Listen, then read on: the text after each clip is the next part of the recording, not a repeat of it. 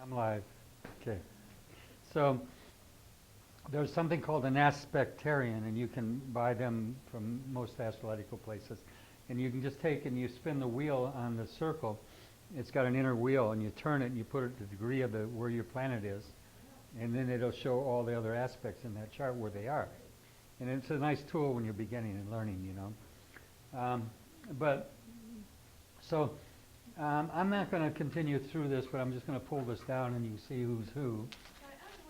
Does it matter about other planets like Pluto? Does it really matter if it's squares and Pluto? Yeah, Pluto, you think it wouldn't matter, but it does. It does. Yeah. But is it like, does it overwhelm anything else in the chart when you don't have a lot of squares? You know, Pluto is a very powerful influence. You know, even though it's an outer planet, and we tend not to give it sometimes the significance we should, but it's particularly, I find it to be, it's Lord of the underworld. It's Lord of the Hades, they say. And but as I said earlier, Edgar Cayce called it the planet of Christ consciousness. And it's the most powerful planet in his mind of elevated consciousness. So people that have Scorpio rising, for example, got your head up. People have Scorpio rising, right? Scorpio in their chart. They tend to live on crises. Why? They create them themselves and they don't have them. They need them. Okay? The Scorpio psyche is one that thrives on crises. And it's something that it'll create its own if it doesn't have one. And that's something that I've seen over and over. And if you have Scorpio sitting, you'll see the same quality often, that they do that too. But we say Scorpios are secretive. They are. I dated one for 2 years before I met Elena. You know, they love, because I'm Sagittarius, I'm always out there. You know what I mean? I tell it the way I see it, and I speak from my experiences. I don't care if you knew I was in prison and did 9 years. You know, to me, she had a hard time with all that. And but that's who I am, and I'm not going to deny being who I am because she's a Scorpio, and her Scorpio would say, "Please, just don't tell people that," you know. But anyway, so the thing with that is, every sign has its message. Now this is Janelle. This was B. She's not here today. She's out doing business, making a business proposal, or doing something up in Daytona. I think she said Daytona. I forgot where she was. Tampa, maybe. And she couldn't get back tonight. I have that one. Huh? I actually have that aspect in my chart. Okay. It can be a good business sense. It produces sometimes, like we said, over optimism about what you can do, you know, and going out there too far without really having a good concrete sense about things. Because Jupiter is, everything's going to be great. I'm optimistic. I'm going to make it work. And where Saturn would say, you better be cautious, you know. This is Ed, we know, and this is Elizabeth. Okay. Okay. This is Saturn conjunct Venus and semi-square to Sun, Mercury. Any time you see Saturn conjunct Venus, it can produce some hard lessons in what? Love, romance, right? You know, and it can produce denial of that. Okay, in your life, it can be very hard sometimes because Saturn can being with Venus. It generally works better if you're with an older person. Okay, love with an older man. Okay, for example, that is very powerful with that. It can attract those kind of relationships very clearly.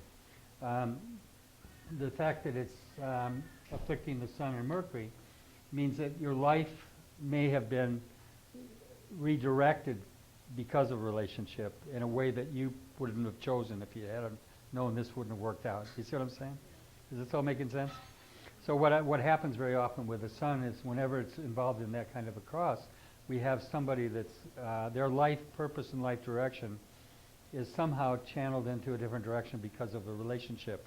And because they're afflicted, it can cause that relationship didn't go the direction it should have went, leaving you in saying, Jesus, why did I change my course in my life for this guy? You see? Making sacrifices for a love that doesn't work out. Exactly, yeah, and you've been through that, I think, No, so. no, it's not me. Okay, who's this?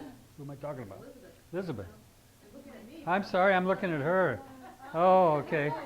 I'm sorry. The whole time, and I'm like. I'm wondering, you're agreeing with me, and I'm thinking, boy, that reads really well. And so, but does this make sense? You've seen this movie before, right? So anyway, that's what we're dealing with in that kind of energy. So you identify with that. And so that fits you. But the point being is it didn't fit you because it's not your chart. So anyway. Okay, we'll get to you. Okay. So anyway, and then Kathy has Saturn square Mars. Remember I told you, Kathy, anybody with and your chart's powerful. You've got a grand trine in your chart. You have a really powerful chart. A lot of trines, not a grand trine, but you have a lot of trines. Yeah. Yeah. Well, the only square I found in your chart was a Saturn square Mars.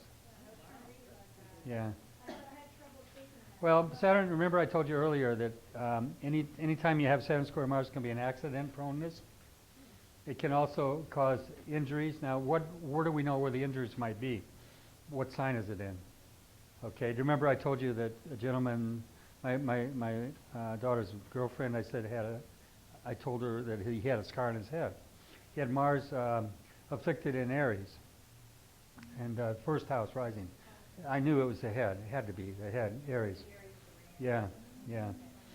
Mars in Gemini also brings, which we didn't do the signs. I'm just giving you aspects. But if Mars in Gemini will bring often injuries to the arms and the hands. And who was I doing a chart? I was looking at your chart the other day. I said, you got a scar on your arm? And where was your scar? It was on your arm. But the point being that often you'll see Mars will mar. The sign, the part the body rules. Huh? And the lungs, I told her to never smoke. And thank God she quit smoking 2 years ago? Or a year ago, whatever. So, because anybody that has Mars in Gemini, Gemini rules the lungs, and it rules the arms and the hands.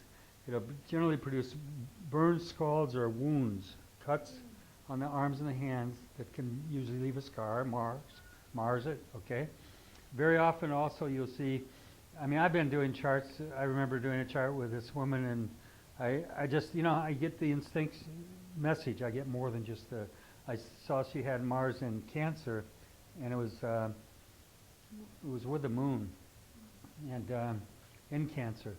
And I said, you have a scar on your breast or a birthmark. And I said, I remember now, it was in the 12th house. And I remember saying, oh my God, I said, I think you were, this is crazy, but this is how I read sometimes. I says, you were stabbed in the breast or in the chest, in the heart, or in a past life. And I said, you should have a scar or a mark on your breast, a birthmark. She freaked out. Wow. And she said, furthermore, she says, I've got an inordinate fear of knives. She said, if a person leaves a knife out on the counter in the kitchen, freaks me out. I have to put it away. I don't even keep a knife, those knife things you put knives on because I have to put them away so I don't see them. Now that's from past life though. And so she had a scar. I said, can I see it? She wouldn't show it to me. Anyway. That was my point. I said, all due respect, did you prove it? Anyway, but it's a true story. And so it's amazing what you see in a chart. And when I say you see it, you'll develop this the more you do it. I don't understand how it works, but all of a sudden the channels open up and you become a prophet almost. You start seeing things that is not just specifically the mechanics of a chart. The mechanics of a chart will give you a lot of indicators, but the prophecy that comes out of it is something you inherit. You'll have it in you. And the more you work with it, the more it'll develop into your life. Okay?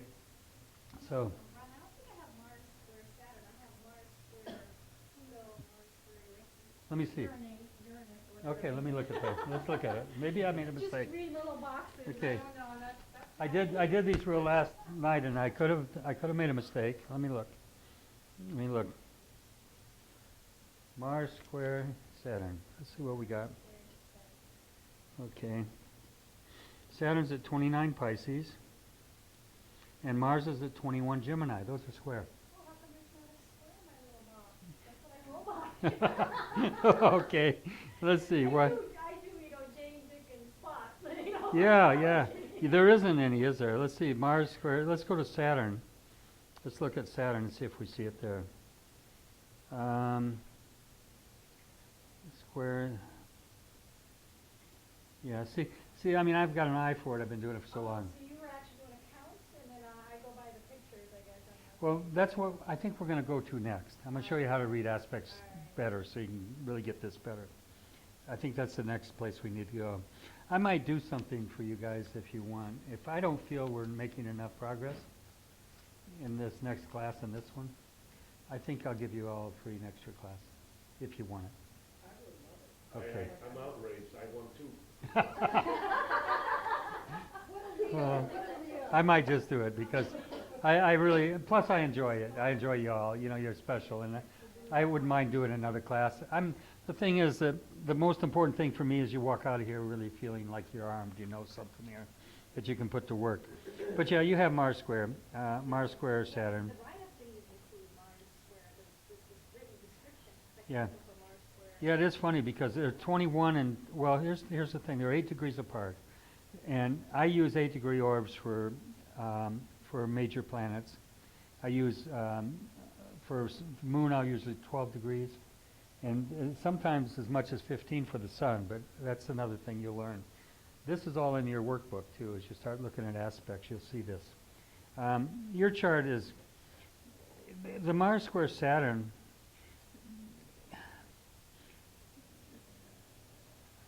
Mars squares Saturn, and Mars and Gemini squaring Saturn. See, this is immutable signs, first of all.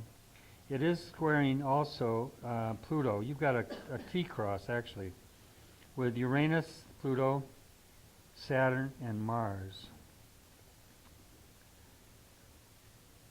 Can I be personal? What's your age? Let's see.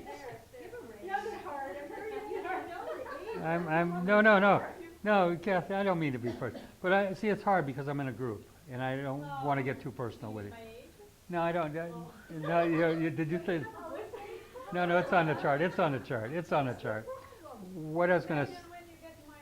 Yeah, you got nothing to worry about. You're beautiful. But the thing is, here's the thing. I would think, with a aspect like that. You want me to enforce the age? Yeah. You know. Do your job, enforcer, yeah. You know that there's been some real challenges relating to your father, and maybe possibly a relationship that went south. And I don't want to probe into your life, okay? But I see some hurt there in terms of some to do with the male energy in terms of your life. But let's not do this in a group, okay? She's yeah. Okay, here's the thing. She's got Sun conjunct Jupiter in Cancer. By the way, she's got a grand trine with Jupiter and Sun and her Moon. You have an amazing chart. You have the same thing. You have Jupiter, Sun, trine, Moon, and it's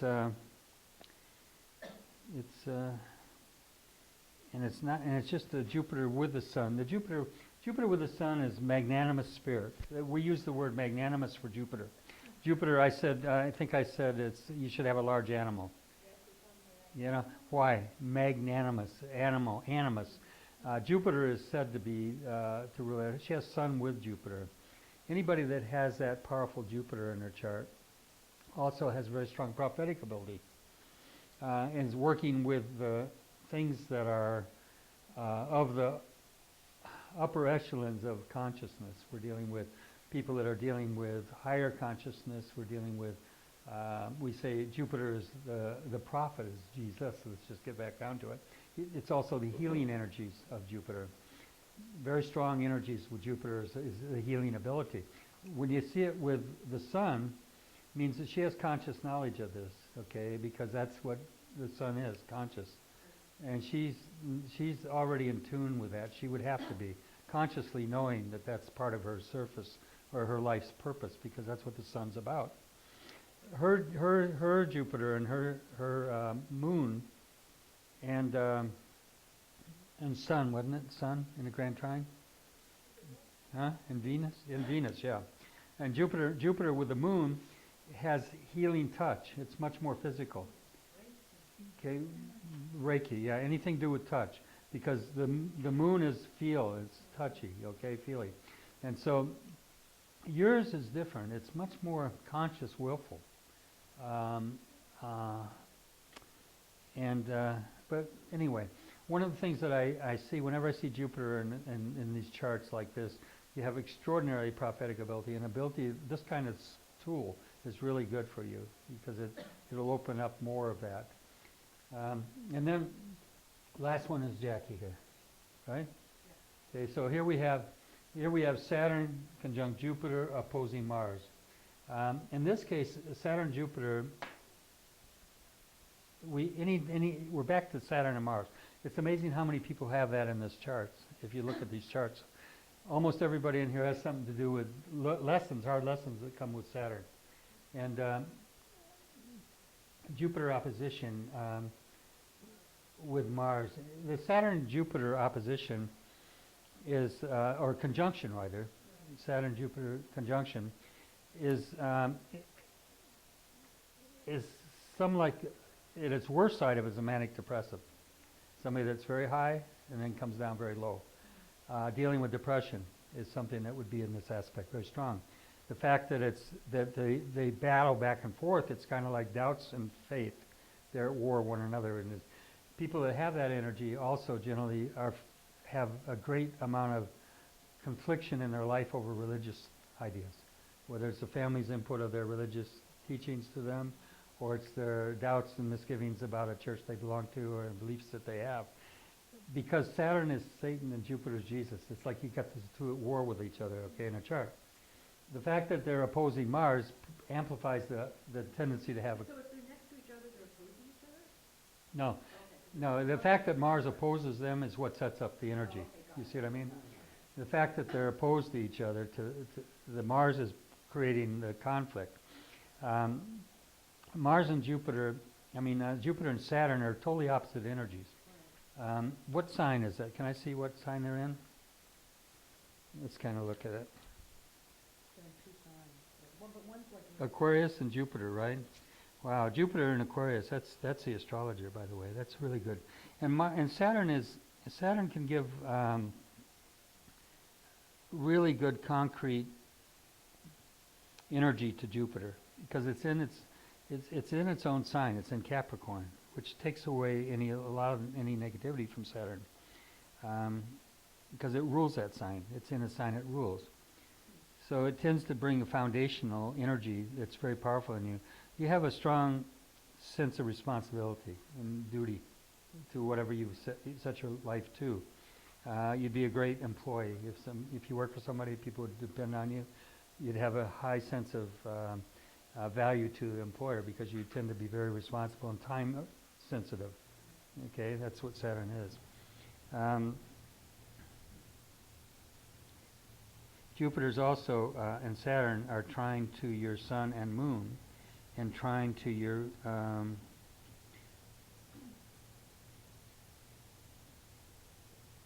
not to the ascendant. Let's see what else. It's trying to your Sun and Moon. You're back to this healing thing again. So many people in this room have that. I think that one of the things that happens with the Sun Moon is that the Jupiter is again, we're back to prophecy. It's the healer, and the Sun and Moon represent kind of like she has the Sun, the Jupiter energies. She has the Jupiter to the Moon energies. You have it to both. It's quite amazing. So the ability for you to embrace the healing arts on some level, or to work with prophecy, which is what Jupiter's about, and the ability to define, because Saturn's with Jupiter, to define very clearly things like I'm doing, like as a writer, and the ability to express the wisdom that's trying to be manifest through, let's say in this case, a Sagittarian, which is all over the place. Your ability to bring things into clarity and to define it and to outline it is very powerful. you would be a great organizer of thoughts and ideas and philosophies. Saturn is, again, the organizer. It puts things into a category of understanding, where Jupiter is very spacey. That's like I'm spacey, I know that. That's part of my nature. But with Saturn, you get the stability. So anyway, that's So if you're opposing Mars, so is this what you just said before, where you can have some opposition and you decide whether, screw it, I'm going away, or you come back and you actually have the patience to kind of compromise? Is that what you're saying? I like that. First of all, you're dealing with the conflicts Mars. Saturn is patience, by the way, at its highest level. It's with Jupiter, which means you have great amount of wisdom about Saturn. You're good at dealing with conflicted situations because Jupiter's in there. I just literally had it happen this afternoon, this whole thing. I mean, I'm at the stage where I'm like, my impulses, screw this, I'm done. You know, that's kind of my initial thing, and I get so upset, and then I'm like, okay, Settle down. Let's see how does this serve me? And, what are the things that I can do to kind of, but in the back of my mind, I'm like, no, I will never trust this person again. But, it's a client, and we've had this happen before. Yeah. He'll just turn on anyone like that, and he's done nothing wrong. He's done Yeah. that. So, but you have to, I think the Taurus thing, I come in and I say, okay, it won't serve me well to react that way. So, Right. but my initial reaction is exactly that. I think it's Yeah. kind of like, screw Yeah. this. Well, yeah. The thing with the Jupiter's wisdom and Saturn is patience, and then Mars is anger, and it's opposing all that. So it's kind of like they're fighting each other. All these energies, and you expressed it real well. What happened today? Those kind of things happen under that aspect much more commonly in a chart like this, and so learning. And the thing with Saturn is the older we get, the more powerful we become with Saturn's energy. We become more able to use that energy. When we're young, we don't. And if you were younger, you probably would have done what you just said. You would have said, "The hell with it, I don't need this." So, okay. All right, let's move on. Let's move on a little bit, because I could do this all day on charts, and what I want to do is